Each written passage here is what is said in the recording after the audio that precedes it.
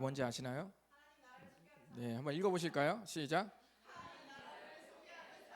네, 제가 오늘 설교 제목을 거기다 써야 되는데 제가 저 말을 써버렸어요. 뭔가 이게 주님의 인도하심이 아닐까 생각이 듭니다.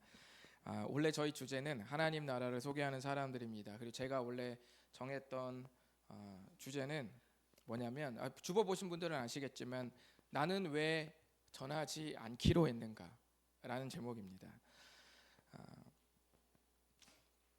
우리가 올해 주제가 하나님 나라를 소개하는 사람들인데 조금 고상해 보이기도 하는데요. 여러분이 좀 와닿기 쉽도록 지금까지 우리 교회가 전통적으로 썼던 방식으로 저 말을 달리 표현하면 그냥 한마디로 올해 주제는 그냥 전도라는 말이에요. 그 간단한 걸 저렇게 복잡하고 고상하게 제가 써봤습니다. 하지만 저는 올 한 해 주제를 고민하면서 전도라는 그 말을 잘 쓰지 않으려고 합니다. 왜냐하면 그동안 우리가 해왔던 방식들, 기독교가 비그리스도인들에게 해왔던 방식, 그리고 교회가 비그리스도인들에게 해왔던 방식들 중에는 아주 좋은 것도 있지만 전도를 빙자해서 때로는 매우 무례했고 때로는 눈살을 찌푸리게 했던 방식들이 그 전도라는 단어에 묻어있기 때문입니다. 그래서 제가 이 말을 웬만하면 잘 쓰지 않겠습니다. 그래서 저는 나름 건강하게 주님을 전하는 사람이 되어보자는 의미로 바꾼 것이 하나님의 나라를 소개하는 사람들이라는 말입니다. 어떤 분은 의문을 가질 수도 있다고 생각합니다. 목사님, 전도해서 뭐 하려고요? 이렇게 생각하실 수 있습니다. 교회 등치를 키우려고요? 아니면 사례비 올려받으시려고요? 아니 왜 교회 사이즈를 키우시려고 합니까? 여러분 이런 생각을 혹시나 하신다면은 제가 그런 의도를 티내지 않고 할 수 있는 그 깜냥이 된다고 생각하세요? 제가 완벽한 포커페이스로 여러분을 제가 속일 수 있다고 생각하십니까? 한번 정말 그동안 겪어왔던 저를 한번 보시면서 한번 생각해 보십시오. 이제 작은 눈에서 모든 게 다 드러나지 않겠습니까? 표정에 드러나는데 그렇지 않습니다. 앞으로 올해 하나님 나라를 전하자고 제가 말씀드릴 때 그런 부담스러운 또는 그런 오해를 하지 마시고 너무 거부감을 갖지 않았으면 좋겠습니다. 성경에 그리스도인의 정체성을 상징하는 여러 표현들이 있습니다. 우리 그리스도인 자체가 정체성이죠. 그렇지만 그 말을 또 다른 말로 여러 가지 표현하는 말들이 있는데 몇 가지 말씀드리면 주님을 목자로 표현하면 우리는 뭐가 되죠? 양이 되죠. 어떤 분이 일이라고 생각하시는 분이 있는데 주님이 목자면은 우리가 일이가 되면 주님이 우리를 때려잡아요. 그러니까 우리는 양인 거죠. 모든 늑대와 이리로부터 우리를 지키시는 우리 목자라면 우리는 양으로 비유가 되는 것이죠. 그래서 주님의 보호를 받고 살아간다는 의미로 우리를 양이라고 성경에서 비유하곤 합니다. 그런가 하면 또 이렇게 한번 여러분 맞춰보시죠. 하나님께서 아버지이시면은 우리는 뭐가 되죠? 자식, 자녀가 되죠. 같은 말이죠. 뭐 이런 자식 되는 거죠. 우리의 자녀입니다. 로마서 8장 15절에 그렇게 나와 있죠. 또 하나 예를 들자면 예수님이 스승이면 우리는 뭐가 되죠? 제자가 되죠. 그래서 우리가 제자라고 말한다면 우리는 성경의 가르침을 배우고 제자가 배우는 사람 아닙니까? 배우고 끝까지 따른다는 면에서 제자라고 그렇게 표현을 한 거죠. 여러 가지 많이 우리의 정체성을 표현하는 말들이 있습니다. 그런데 예수님께서 승천하시면서 우리에게 주신 아주 중요한 사명이 담긴 표현이 한 가지 있습니다. 그럼 다 같이 읽어보시겠습니다. 시작. 오직 성령이 너희에게 임하시면 너희가 권능을 받고 예루살렘과 온 유대와 사마리아와 땅 끝까지 이르러 내 증인이 되리라 하시니라. 아멘. 예수님은 우리를 향해 내 증인이 될 것이라고 말씀하셨습니다. 증인은 뭔가요? 일어난 사실을 그대로 증언하는 사람입니다. 그러니까 뭔가가 일어났다는 게 전제된 거죠. 뭔가가 일어났는데 우리는 그 일어나는 것을 그대로 있는 그대로 전하는 사람들이다라는 거죠. 8절을 계속 보시면 예수님은 우리가 누구의 증인이 될 것이라고 했죠? 내 증인이라고 했죠. 그래서 나는 예수님을 말하는 겁니다. 그래서 우리가 예수님의 증인이 될 것이다 이렇게 말씀하셨어요. 예수님에게 일어난 일을 우리가 그대로 증언하는 사람이 될 것이라고 이렇게 말씀하셨습니다. 그러므로 모든 그리스도인은 예수님의 증인으로서의 삶을 살아야 하고 또 살게 된다고 말씀합니다. 그 사람이 바로 누구예요? 예수님을 증언하는 사람이 바로 오늘 우리가 정한 표어, 하나님 나라를 소개하는 사람들이 바로 그 증인을 말하는 겁니다. 제가 왜 예수님을 전한다고 말을 안 하고 하나님 나라를 전한다고 말을 했을까요? 성경에서 예수님을 전한다는 말과 하나님 나라를 전한다는 말은 거의 같은 말로 쓰입니다. 예를 들어서 사도행전 1장 3절에 보시면 예수님께서 부활하시고 40일 동안 제자들에게 뭘 가르치셨죠? 뭘 가르치셨어요? 하나님 나라의 일을 가르쳤죠. 그러니까 우리에게 복음을 가르쳐 나 십자가에 죽고 부활하신 걸 전해야 된다 이렇게 말씀 안 하시고 하나님 나라를 가르치셨어요. 그러니까 이 말은 예수님을 전하는 것과 하나님 나라를 전한다는 말은 어때요? 같은 말이죠. 같은 말입니다. 이것을 기억하시고 왜 그런지 더 자세히 알고 싶은 분들은 제가 올해 3월부터 시작하는 딥 복음 양육 시간에 자세히 말씀드리도록 하겠습니다.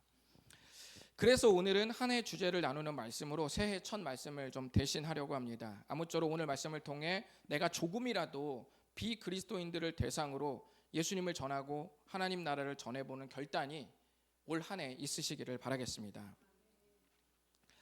우리가 첫 번째 좀 생각해 볼 것은 혹시 살면서 내가 누군가에게 신앙을 권해 본 경험이 거의 없다고 생각하는 분들이 계시다면 스스로 한번 이 질문을 던져보시기 바랍니다. 물론 이제 실제로 일 자체가 전도할 상황이 안 되는 일이 있죠. 그리고 물리적으로 불가능할 수도 있어요. 신앙을 권하거나 예수님을 전하는 게 불가능한 일이 될 수도 있습니다. 그런 경우도 있죠. 그런데 그거 말고 내 마음속에 직장에서나 또는 내가 만나는 지인들에게 신앙을 권하기를 꺼려하는 마음이 있었다면 여러분 마음속에 나는 왜 그 말을 전하기를 꺼려했을까라는 질문을 스스로 한번 던져보시라는 말입니다. 몇 가지 이유를 보실게요. 이거 말고도 뭐 더 있을 수 있겠지만 몇 가지 이유가 있을 수 있습니다. 어떤 분은 귀찮아서 그럴 수도 있어요. 전하는 것도 내가 알고 내가 또 할 수도 있지만 맘먹으면 할 수도 있지만 솔직히 그 소위 말해서 전도한다는 것 자체가 귀찮은 마음이 앞서는 분들이 있어요. 일단 귀찮아. 저희 사모님이 아주 가끔입니다. 아주 가끔씩 저한테 음식물 쓰레기를 버리고 오라고 이렇게 시킬 때가 있는데 그러면 제가 할 거지만 제 마음속에서 바로 딱 드는 마음이 귀찮아. 밖에 추워. 그래서 잠바 입고 다시 나갔다 버리고 하면 또 음식물 쓰레기 막 또 비누로 씻고 막 이래. 이게 한꺼번에 싹 생각이 나니까 귀찮아. 하기가 싫은 거죠. 반사적으로 올라오는 마음이 귀찮은 마음이 있죠. 그래서 우리가 어떤 이 복음을 전할 때 누군가에게 신앙을 권할 때도 먼저 직관적으로 귀찮다 이런 마음이 들 수 있습니다. 근데 여러분 그거 아십니까? 여러분이 어떻게 최초의 교회를 다니셨고 또는 예수님을 최초에 여러분이 어떻게 믿게 되었는지 한번 깊이 생각해 보시기 바랍니다. 누군가 여러분에게 가볍게라도 말을 꺼냈기 때문 아닙니까? 하다못해 여기서 모태신앙인 분들은 하다못해 부모님이 끌고라도 갔기 때문에 그런 거 아니겠습니까? 모태신앙이라고 부모님 다 끌고 가지 않습니다. 제가 아는 모태신앙인 부모님은 교회를 안 데리고 가요. 신앙은 자유다. 네가 알아서 해라. 그래서 마음대로 합니다. 그러니까 여러분 어쨌든지 부모님이 여러분에게 교회 문화와 가르침, 교회 말씀을 가르쳤기 때문에 그게 또 되는 거 아니겠습니까? 어쨌든지 내가 들려서 그런 거죠. 또는 두 번째로 자신 없어서 그런 걸 수 있습니다. 내가 전도해도 그거 하는 것 자체는 내가 좋은 마음이 있는데 내가 무슨 말을 해줄지를 모르겠다고 생각하는 분이에요. 목사님이 이렇게 말하지만 뭔 말을 해줘야 될지 모르겠다. 그거는 목사나 전도사님들이나 하는 것이지 괜히 내가 교회 가자고 말했다가 혹시나 그 지인이 너 교회 다녔어? 그러면서 막 성경에 대해서 막 폭풍 질문을 막 하는 거예요. 막 갑자기 아담과 하와부터 시작해가지고 막 계시록에부터 해서 막 그러면서 다 이것저것 뭐 다 물어보는 거예요. 그러면 어때요? 그러면 내가 들통나잖아요. 들통나요. 근데 그동안 잘 몰랐던 거 막 들통나고 창피하고 그래서 이렇게 나 하나 다니는 것만 해도 기적이다라고 생각하실 수 있습니다. 그런데 저는 이것을 들키는 게 꼭 나쁘지 않다고 생각하거든요. 그러면 여러분은 그동안 여러분의 주, 여러분의 생명을 건지신 주라고 고백했던 분에 대해서 아무것도 몰랐다는 거예요. 부끄러운 거죠. 하다못해 우리가 그것을 직면하는 것이 저는 나쁘지 않다고 생각해요. 괜찮은 겁니다. 그때부터 다시 시작하면 되는 겁니다. 내가 잘 모른다는 사실을 직면하는 것에서부터 모든 역사는 시작되는 겁니다. 저는 괜찮다고 생각해요. 자신이 내가 신앙을 권면할 자신이 없다는 사실보다 그 없다는 사실을 내가 은폐하고 다니는 것보다 차라리 자신 없음이 드러나는 게 주님 안에서는 훨씬 더 낫습니다. 왜냐하면 거기서부터 시작할 수 있기 때문에. 또 어떤 사람은 요즘 신앙을 권해봐야 소용없다. 왜냐하면 기독교는 이미 비호감 종교가 되었고 말을 안 하는 게 오히려 전도다. 말을 안 해야 주님이 영광을 받으신다. 이렇게 말하는 사람이 있습니다. 제가 스타렉스를 이렇게 타고 많이 다니는데 어떤 분이 이제 저한테 물어요.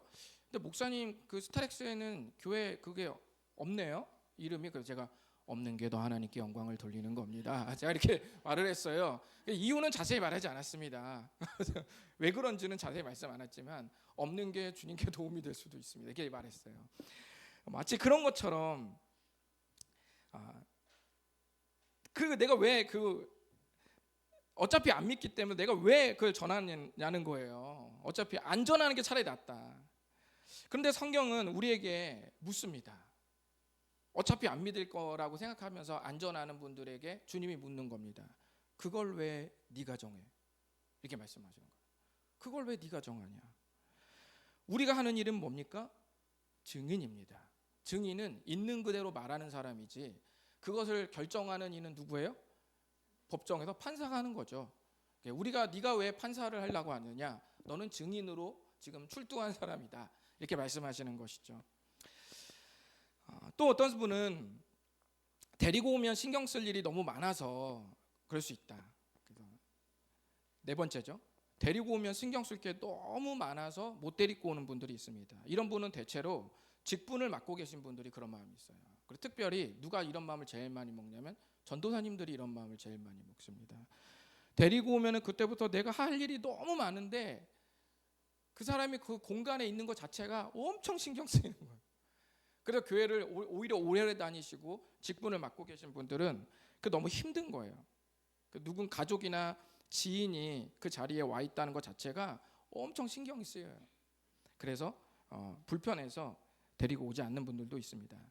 그런데 여러분 그것도 아셔야 됩니다. 그 불편함의 기로에서 한 사람의 영원한 생명이 살기도 하고 죽기도 할 수 있다는 사실을 기억하셔야 됩니다.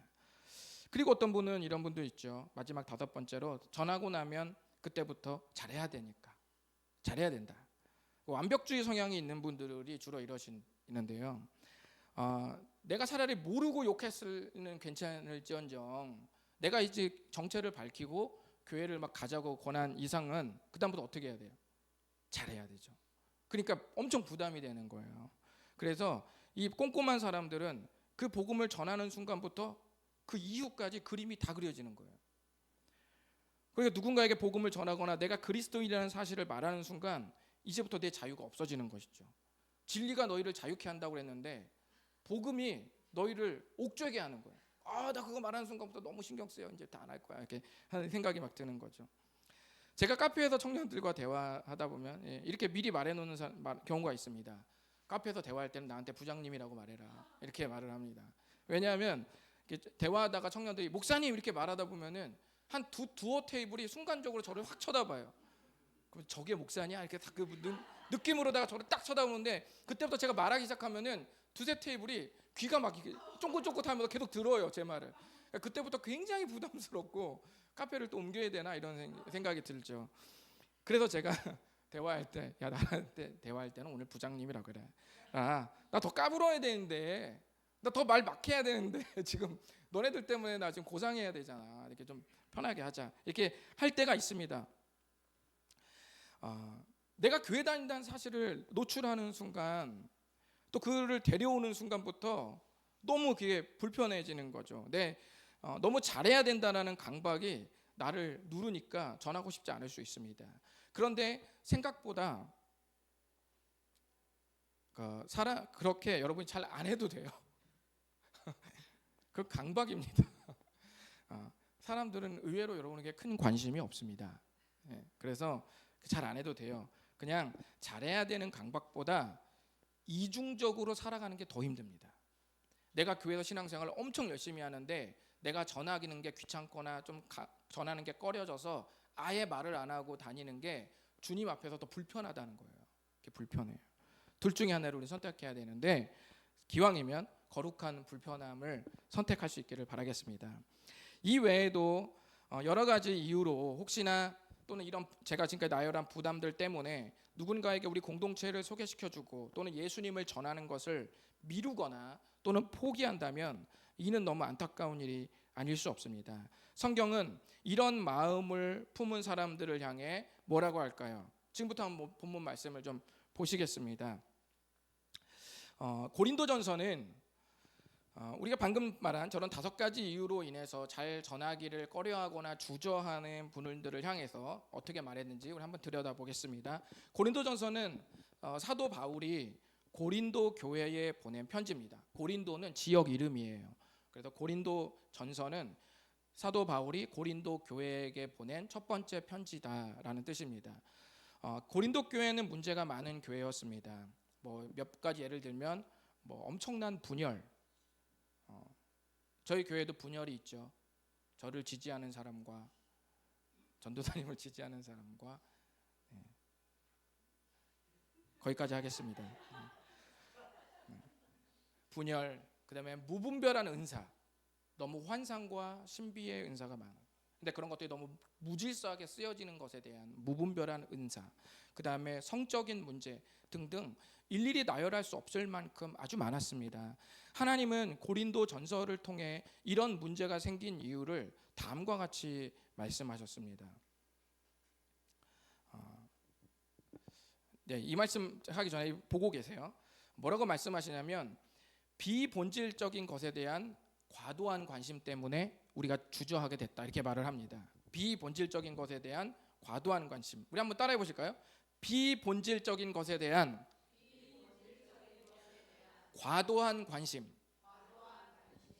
이것이 고린도전서에서도 있었고 오늘 우리가 전하지 못한 우리 마음에도 있다는 거예요. 이게 무슨 말이냐면 그러니까 복음을 전해야 한다는 본질적인 결단을 내가 내릴 때 비본질적인 것에 대한 과도한 걱정이 결국 더 중요한 본질을 실천하지 못하도록 만든다고 말씀하시는 겁니다.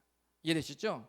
그래서 사도 바울은 그 문제를 다루기 전에 그 모든 문제를 아우르는 중요한 사실 한 가지를 오늘 말씀하고 있는데요. 그 핵심이 오늘 본문에 담겨져 있습니다. 한번 18절 읽어보겠습니다. 시작.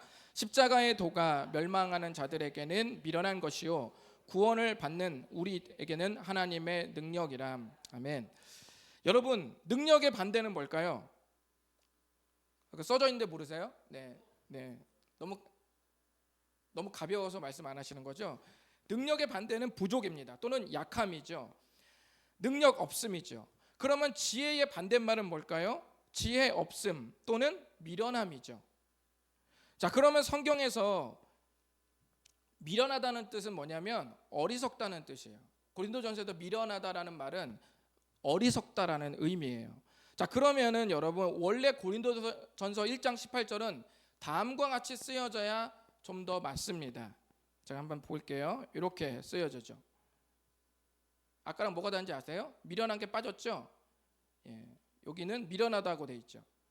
십자가의 도가 멸망하는 자들에게는 미련한 것이다라고 되어 있고, 십자가의 도가 멸망하는 자들에게는 부족한 것처럼 보이는 것이요 구원을 받는 우리에게는 능력이다. 그러니까 서로 반대말이에요, 그렇죠? 능력과 약함, 반대말 이렇게 적혀 있어야 되는데, 신기하게 고린도전서 말씀은 이렇게 쓰지 않으시고 이렇게 쓰셨어요. 왜 그랬을까요? 능력의 반대말은 뭐냐면 미련한 것이라는 거예요. 우리가 예수님을 전하지 못하는 것은 예수님보다 다른 것들이 더 설득력이 있다고 믿는 데서 오는데, 예수님을 전하지 못하는 이유가 예수님보다 다른 것들이 더 설득력이 있다고 믿는 데서 오는데, 그것을 성경은 어리석다라고 말한 거예요. 우리가 보통 누군가에게 복음을 전하지 못할 때 이렇게 말하잖아요. 저는요 아직 능력치가 안 돼서 저는 아직 내공을 더 쌓아야 돼요. 그 다음에 저는 전해야 돼요. 저는 아직 능력이 부족해요. 이렇게 말하잖아요. 그런데 고린도전서에서는 그걸 뭐라고 말하냐면 능력이 없어서가 아니라 어리석어서 복음을 전하지 못한다 이렇게 말한 거예요. 그 생각이 어리석다 그 말이에요. 내가 능력이 없다고 생각하는 그 생각이 어리석다. 그래서 복음을 전하지 못한다 이렇게 말씀하고 있습니다. 이것이 성경에서 예수님을 전하지 못하는 중요한 마음속 정서라고 말하는 거예요. 결국 어리석은 마음에서 전하지 못하는 주저함이 출발한다고 말씀합니다. 그러면 두 번째 좀 질문을 살펴보시겠습니다. 두 번째 질문은 그러면 우리가 무엇을 전해야 하는가? 무엇을 전해야 되는가? 18절에서 힌트가 거의 나왔죠. 십자가의 도가 하나님의 능력이라고 말했으니까 우리가 십자가의 도를 전해야 되잖아요. 고린도전서는 특별히 예수님의 죽으심이라고 하지 않고 십자가의 도라는 말을 썼어요. 십자가의 도. 그런데 이 말은 의도적으로 쓴 거예요. 왜냐하면 23절에도 보면은 우리는 십자가에 못 박힌 그리스도를 전하니 이렇게 말했어요. 그렇죠? 그러니까 자꾸 죽으신 예수님을 전한다 이렇게 말하지 않고 십자가라는 말을 계속 반복을 하죠. 계속. 사도 바울이 이 표현을 굳이 쓰는 이유는 뭐냐면 그들이 이 말을 꺼렸기 때문입니다. 고린도전서를 연구한 대가의 설명을 한번 같이 읽어봤으면 좋겠습니다. 눈이 보이시는 분들은 읽으시고 잘 안 보이시는 분들은 귀로 들어보시기 바랍니다. 시작. 로마 사회에서는 십자가의 죽음을 잔인하고 역겨우며 가증스러운 것으로 여겼다. 이 처벌은 범죄한 노예 혹은 질서를 교란하는 테러범에게 국한하여 시행하였고, 로마 시민이나 더 점잖은 범죄자에게는 결코 적용하는 일이 없었다. 십자가는 너무 역겨운 것이어서 정중한 분위기의 대화에서는 우회적인 방식이 아니면 입에 올릴 수조차 없는 주제였다. 아멘 할 뻔했네요.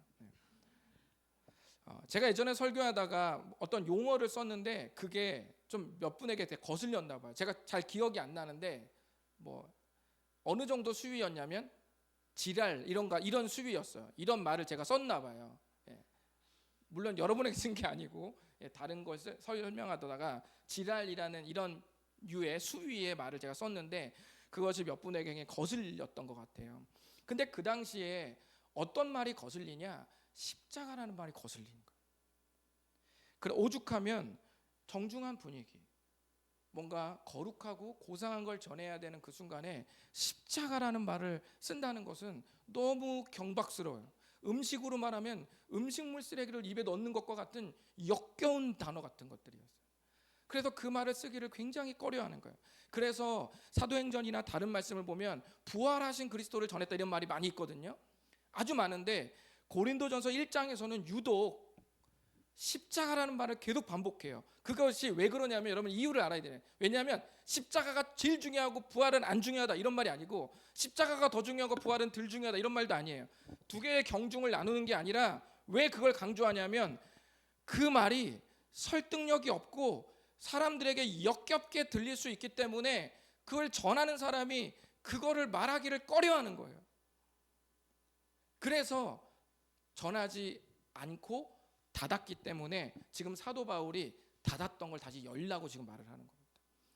이유를 아시겠죠? 사도 바울은 고린도 교회 성도들에게 다시 한번 강조하기를 너희들 잘 생각해봐라. 우리가 살아갈 모든 근원이 어디서 태동했는가? 바로 십자가에서 출발했다고 말씀하는 것입니다. 사람들은 설득을 할 때 어때요? 설득하려면 반짝이는 거, 큰 거, 센 걸로 설득하죠. 그래서 영업하시는 분들이 좋은 차를 끌어요. 왜 그러냐면 영업했는데 여러분 경차 타고 뭐 어때요?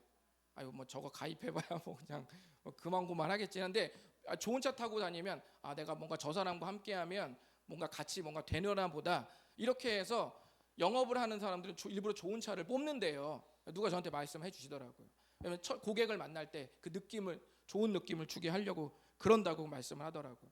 그러니까 누군가 설득을 할 때 반짝이는 거, 센 거, 큰 걸로 우리가 설득을 해야 확 따라온다고 생각을 하는 거죠. 십자가에서 벌어진 일은 너무 잔인하고 쌍스러운 그런 말들이니 역겨우니까 빼고, 그 대신 잘 된다, 성공한다, 돈 많이 번다, 이런 말로 꼬셔보자, 이렇게 바뀔 수 있다는 거예요. 그런데 사실 증인의 사명은 뭐죠? 증인의 사명은 있는 그대로를 말하는 사람이 증인입니다. 아까 제가 최초에 말씀드렸죠. 우리는 내 증인이 되리라 말씀하셨다고 말씀드렸습니다. 증인은 부풀리는 사람들이 아니라 있는 그대로를 전하는 사람들입니다. 그러면서 알쏭달쏭한 말씀을 하나 하시는데요. 한번 20절 한번 읽어보겠습니다. 시작. 지혜 있는 자가 어디 있느냐? 선비가 어디 있느냐? 이 세대의 변론가가 어디 있느냐? 하나님께서 이 세상의 지혜를 미련하게 하신 것이 아니냐? 이렇게 말씀했습니다. 여기서 지혜 있는 자는 합리적인 전문가를 대표하는 거예요. 그리고 선비는 전문적으로 율법을 다루는 학자를 대표하는 거예요. 그리고 변론가는 철학적으로 굉장히 깊이 다룰 수 있는 철학자를 대표합니다. 그러니까 모두 당대 서민들로부터 어떤 사람이에요? 우와 지혜롭다. 학자들이 지나가는 거예요. 우와 지혜로운, 저 지혜로운 사람들, 인정받는 새 부류의 사람을 사도 바울이 이렇게 올려놓은 겁니다. 그런데 하나님께서 이 모든 학문들이, 이 학자들이 밝혀내는 모든 학문들, 이런 학문들이 전부 십자가로 미련하게 만드신다고 우리 주님이 말씀하시는 거예요. 이게 무슨 말일까요? 이 말씀은 전문가들이 다루는 모든 학문을 우리 주님이 비하하는 표현이라기보다는 적어도 예수님의 증인이 됨에 있어서 있는 그대로 예수님의 십자가를 전하는 것보다 더 나은 증언을 하도록 만들어주는 건 없다는 뜻이에요. 이해되세요? 이런 모든 학문을 내가 막 달달달달 누군가에게 말한다 하더라도 예수님에게 일어난 일을 그대로 담백하게 말하는 것만큼 더 강력한 증언은 없다, 그 말입니다. 말씀이 좀 어려울 수 있죠. 제가 예를 좀 들어볼게요. 예를 들어서 우리 다겸이가 놀고 싶어서 교회 밖을 나갔어요. 1층을 나갔는데 우연히 교회 밖에 나갔는데 검은색 차가 우리 교회 김민고 전사님 차를 문짝을 싹 긁고 지나갔다. 그거를 누가 봤어요? 다겸이가 본 거예요. 문짝을 긁고 지나간 걸 봤어요. 그리고 순간적으로 차 번호도 외웠어요. 1, 2, 3, 4 이렇게 딱 머리에 입력이 딱 됐어요. 이 사실을 한 김민고 전사님이 재빨리 이제 교회 식구들을 소집을 해서 묻습니다. 제 차 문짝이 찌그러졌는데 아니 이거 누가 이렇게 한 사람 아는 사람 있습니까? 이렇게 민고 전사님 묻는 거예요. 그랬더니 갑자기 수학을 가르치는 김현준 형제님이 입을 딱 열어서 말하는 거예요. 제가 수학적으로 봤을 때 말입니다 라고 말을 꺼내는 거예요. 그러자 이렇게 설명을 하고 그 다음으로 역사를 가르치는 차진영 선생님이 아니에요, 제가 역사적으로 봤을 때는 말입니다 라고 하면서 추측을 또 막 하는 거예요. 그러다 보다 못한 담임 목사인 제가 참나, 이 문제가 수학적으로 답이 나올 만한 겁니까? 역사적으로 뭐 풀면 그게 답이 나와요? 이거는 말입니다, 신학적으로 풀면 말입니다. 이게 딱 제가 이제 말을 딱 여는 거예요. 막 추측을 하는 거죠. 그렇게 이 말을 이어 나가려는 순간 다겸이가 말을 합니다. 제가 봤어요, 검은차 1, 2, 3, 4 이렇게 딱 말하는 거예요. 어떻습니까? 너무 간단한 것이죠. 왜냐하면 다겸이가 그 사건의 증인이었고 있는 그대로를 말하자 모든 문제가 해결되는 겁니다. 오늘 이 말씀이 바로 그 뜻이에요. 이 문제는 수학적으로 풀 것도 아니고 역사적으로 풀 것도 아니고 신학적으로 풀 것도 아니라는 말이에요. 어떻게 해결합니까?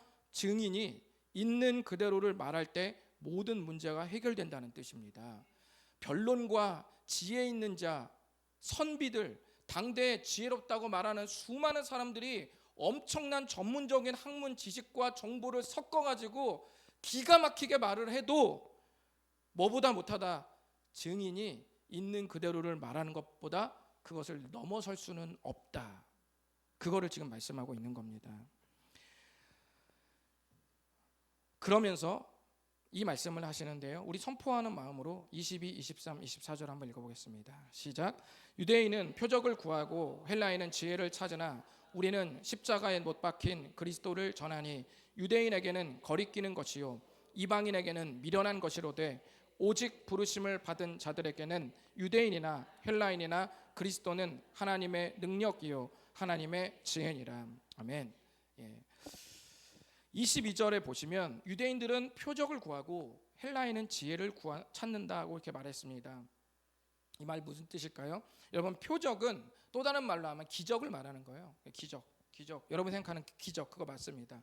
그런데 왜 성경은 기적 대신에 표적이라는 말로 바꿔 썼을까요?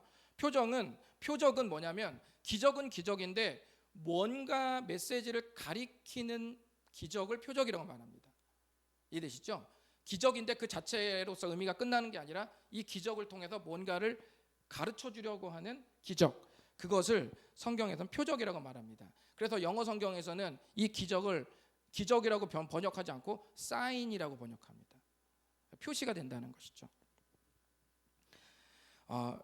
유대인들은 늘 역사에서 구원자를 기다려왔는데 그들이 기대한 구원자는 어떻게 나타나냐면 강력한 기적을 일으키면서 나타난다고 생각했어요. 그러니까 그 강력한 기적이 누굴 가리킨다고요? 구원자를 가리킨다. 그래서 표적이 되는 거예요. 그래서 유대인들은 언제나 뭘 기다렸냐면 표적을 기다렸어요. 그래서 표적을 구하는 자들이 바로 유대인들이었죠. 언제나 그들은 강력한 표적이 뭐가 있을까라는 것들을 구했죠. 그래서 어떤 학자는 유대인들이 생각하는 구원의 그림을 승리주의적이다 이렇게 말했습니다. 유대인들이 생각하는 구원을 승리주의적이다. 그런 그림으로 보면 어때요? 예수님은 맞지 않죠. 왜냐하면 예수님은 십자가에서 패배했잖아요. 그리고 죽었잖아요. 그래서 계속 유대인들은 그 예수님을 인정하지 않고 표적을 구한 겁니다. 강력한 기적. 혹시 우리 신앙이 승리주의적인지 점검해 볼 필요도 있습니다. 또 헬라인은 뭘 찾죠? 지혜를 찾는다고 했어요. 당시에 그리스 사람들, 모든 철학의 시조를 보면은 그리스에서 출발하잖아요. 그러니까 그리스 사람들은 기본적으로 이 철학에 대한 그 깊이가 있다고 생각해서 다른 지역들보다 사회적 우월감이 있었어요. 그리고 다른 지역 사람들도 그리스 사람들을 기본적으로 좀 우월하게 봤어요. 그래서 이 헬라인들은 기본적으로 자기들이 추구하는 지혜로운 지식들이 다른 이들보다 더 탁월한 자리를 갖게 했다고 그렇게 생각했습니다. 그러니까 오늘날로 말하면 상위 클래스로 올라가려고 하는 거죠. 서민들 말고, 비정규직들 말고, 판사, 변호사들 있는데, 판검사들이 있는 그쪽 세계 있죠. 한 끼 먹을 때 50만 원씩 내고 먹는 그런 상위 클래스로 올라가려고 하는 그런 사람들이 헬라인들이었어요. 그래서 그들은 뭔가 인생의 돌파구를 마련하거나 인생 역전을 꿈꾸기 위해서는 어떻게 해야 돼요? 헬라인들이 추구하는 지혜를 추구함으로써 사회의 상위 클래스로 진입해야 내 인생이 역전된다 이렇게 생각했던 거예요. 그래서 유대인들은 표적을 구하는 것으로 역전을 꾀하고 헬라인들은 지혜를 추구함으로써 인생의 역전을 꿈꿨다고 말하는 겁니다. 그러나 우리들에게는 예수님이 우리의 능력이고 우리의 지혜라고 말씀합니다. 사도 바울이 이 사실을 다시 한번 강조하는 거예요. 왜냐하면 그들의 현재 상태가 비본질적인 것에 대한 과도한 관심으로 덮여 있었기 때문입니다. 그것들을 전부 걷어내고 우리의 능력은 예수 그리스도다, 십자가다라고 다시 한번 못을 박으면서 말씀하시는 말씀이 오늘의 본문이라고 생각하시면 되겠습니다. 마지막 질문입니다. 그럼 우리는 어떻게 전해야 할까? 이 자리에서 제가 다 자세히 말씀을 드릴 수는 없습니다. 자세히 전하기를 원하시는 분은 저희 교회 풍삼초 인도자반을 지원해 주시면 제가 자세히 말씀드리도록 하겠습니다. 리더분들에게는 제가 지난 연말에 모든 과정을 마치고 가이드북을 선물해 드렸어요. 풍삼초 인도자 가이드북을 선물해 드렸습니다. 이 과정에 참여하실 분들은 개인적으로 저에게 말씀해 주시면 감사하겠습니다. 이 자리에서 우리가 어떻게 전해야 할지 아주 자세히 말씀드릴 수 없지만 세 가지로 크게 말씀을 드리겠습니다. 세 가지 단계로 제안할 테니까 여러분 중에서 보시고 가능하신 분들은 세 가지를 다 하실 수 있도록 도전해 보시고, 그러니까 가능한 분들은, 그리고 그렇지 못한 분들은 세 단계 중에 내가 하나만 해보시기를 좀 제안을 드려보도록 하겠습니다. 1단계는 교회 공동체를 소개해 달라는 거예요. 교회 공동체. 여기까지만 해도 대단한 겁니다. 우리가 함께 신앙생활하는 교회 공동체. 부끄러우세요? 목사님 부끄러우세요? 네, 우리가 신앙생활하는 교회 공동체를 내 지인과 내가 복음을 전하고 싶은 사람에게 소개해 주라는 거죠. 그리고 기회가 된다면 소그룹이나 우리 이 11시 예배에 꼭 초청해 주시면 감사하겠습니다. 제가 SNS에 이렇게 이 사진들을 쭉 이렇게 포스팅해서 여러분께 허락도 안 받고 올렸더니 많은 분들이 댓글을 막 달아주셨어요. 그 중에 어떤 목사님이 이렇게 썼습니다. 행복 그 잡채, 이렇게 써놨어요. 행복 그 잡채다, 이렇게 말씀하시면서 너무 사람들 얼굴들이 너무 환하고 너무 좋다. 물론 그 밝은 얼굴 이면에는 싸늘함과 어떤 그 쇠한 배경들이 있지만 그래도 그거를 뚫고 올라온 우리들의 밝은 얼굴, 그거 얼마나 좋습니까? 네. 이 여인은 왜 이러고 있을까요? 이 여인을 소개해 주십시오. 전하영을 소개하는 사람들이 되어주세요. 네. 이 사진을 보고 어떤 분들은 많은 추측을 했습니다. 큰 절을 올리는 게 아닐까? 이런 식으로 많은 추측들이 난무했지만 밴드에 들어가시면 정확히 어떤 것인지 알게 돼요. 제가 영상 첨부까지 해놨으니까 한번 보십시오. 우리들의 계속 켜놔야지. 우리들의 밝은 모습을 소개하는 거예요. 소개하는 거예요. 우리가 대단해서가 아닙니다. 우리가 상위 클래스여서가 아니에요. 우리가 엄청 막 돈이 많고 막 다 엄청 명문대 다니고 이런 사람이어서가 아니라 그냥 우리는 가급적 있는 그대로를 그냥 수용하려고 하는 사람이다. 그냥 서로를, 물론 주님 안에서 더 성숙하게 변화되면 그건 또 너무 감사한 일이겠지만, 그러나 그것이 우리의 손을 떠난 문제 아니겠습니까? 뭐 우리가 어떻게 할 수 없는 거잖아요. 제가 뭐 성숙하라고 한다 그럴 수 없고, 누군가 저에게 목사님 더 성숙한 목사가 되세요라고 한다고 제가 또 바로 그 다음날 되는 건 아니지 않습니까? 이건 우리들의 문제는 아니고, 우리가 해야 될 건 뭐냐면 현재 내 눈앞에 있는 교회 공동체를 그냥 있는 그대로의 모습으로서 우리가 수용하는 거예요. 있는 그대로의 모습으로서 우리가 사랑하는 거죠. 그 자체를 흠모하고 사랑하고 그냥 같이 밥을 먹고 얘기를 나누면 되는 거예요. 그냥 그대로 인정하는 거죠. 뭐 거기서 뭘 어떻게 하려고 하는 거예요? 뭐 물구나무로 세우려고 하는 거예요? 뭐 북어로 때려서 우리를 그리스도의 제자로 만들려고 하는 겁니까? 그런 거는 우리가 할 수 없는 것이죠. 그거는 모두 주님께서 하실 일이고, 우리는 현재 우리의 모습 있는 그대로를 가급적 서로 사랑하려고 하는 사람들이다. 이런 모습을 그대로 여러분이 소개시켜 달라는 부탁드리겠습니다. 2단계는 여러분의 회심 이야기를 소개해 주십시오. 여러분도 예전에 비그리스도인이지 않았습니까? 한때 저도 고등학교 2학년 9월 달까지는 비그리스도인으로 살았습니다.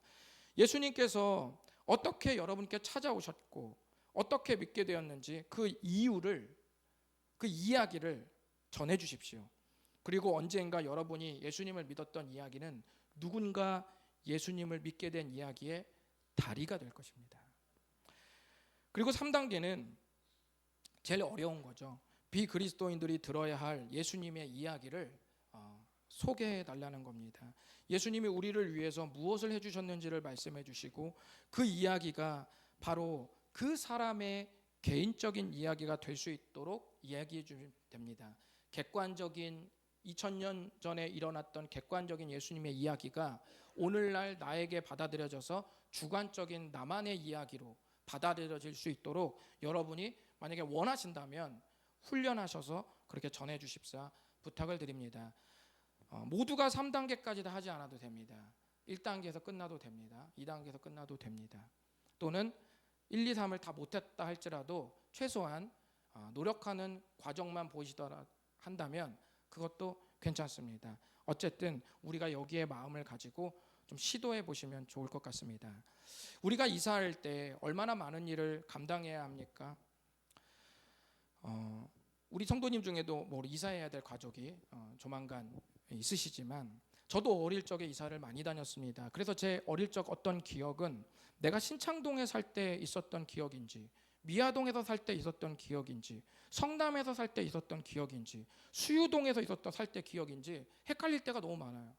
이사를 많이 다니니까 이 어린 적 이 어릴 적 기억이 어느 때인 것이 헷갈립니다. 얼마나 여러분 이사할 때마다 귀찮고 버겁습니까? 그리고 얼마나 돈이 많이 듭니까? 그런데도 우리가 육신의 살 집을 위해서도 그 어마어마한 수고를 감당하지 않습니까?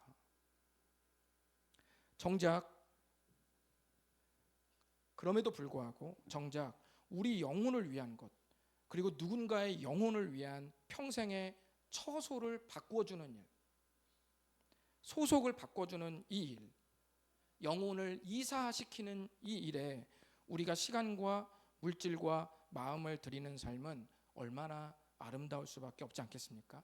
저는 이 고귀하고 거룩한 귀한 일에 우리 모두가 동참하고 그 마음으로 한 해를 보내셨으면 너무 좋겠다는 마음으로 오늘 말씀을 전합니다.